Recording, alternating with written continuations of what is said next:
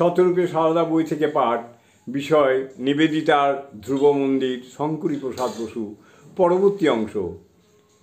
শ্রীমায়ের আবাসে দিনগুলি শান্তি ও মাধুর্যে ভরা।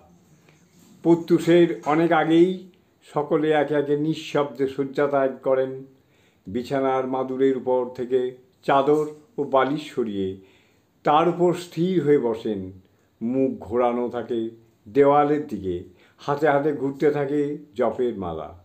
তারপর ঘর পরিষ্কারের ও স্নানাদির সময় আসে। পর্বের দিনে সীমা এক সঙ্গিনীর সঙ্গে পালকিতে গঙ্গা স্নানে যান। তার পূর্ব পর্যন্ত রামায়ণ পড়েন।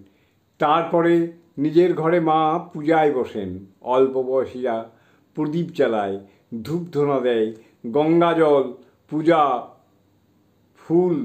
ফুল ও পূজার জোগাড় করে দেয়। এই সময়ে গোপালের মা ও এসে নৈবেদ্য তৈরি করতে সাহায্য করেন। জয় মা।